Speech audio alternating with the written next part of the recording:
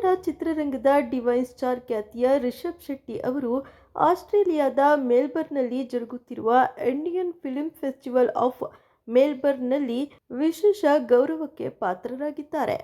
ಹೌದು, ಐಎಫ್ಎಫ್ಎಂ 2026ರಲ್ಲಿ 2 ಪ್ರಮುಖ ಗೌರವಗಳಿಗೆ ಭಾಜನರಾಗಿದ್ದು ಅಭಿನಂದನೆಗಳ ಮಹಾಪೂರ ಹರಿದು ಬಂದಿದೆ.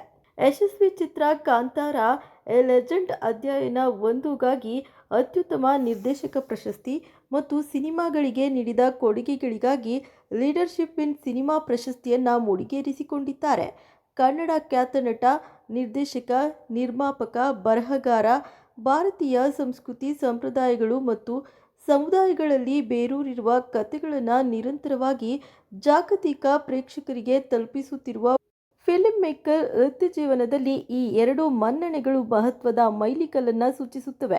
ಕಾಂತಾರ ಚಿತ್ರಗಳೊಂದಿಗೆ ರಿಷಬ್ ಶೆಟ್ಟಿ ಓರ್ವ ಪ್ರಭಾವಿ ಪ್ರದರ್ಶಕನಾಗಿ ಮಾತ್ರವಲ್ಲದೆ ವಿಶೇಷ ಕಥೆ ಹೇಳುವ ಗುಣ ಹೊಂದಿರುವ ಫಿಲ್ಮ್ ಮೇಕರ್ ಆಗಿಯೂ ತಮ್ಮನ್ನು ತಾವು ಸ್ಥಾಪಿಸಿಕೊಂಡಿದ್ದಾರೆ.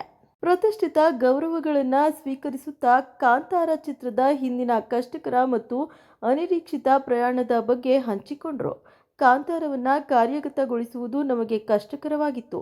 ಅದೊಂದು ದೊಡ್ಡ ರಿಸ್ಕ್ ಆಗಿತ್ತು. ನಾವು ನಿಜವಾಗಿಯೂ ಅದರ ಬಗ್ಗೆ ಹೆಚ್ಚು ಯೋಚಿಸಿರಲಿಲ್ಲ.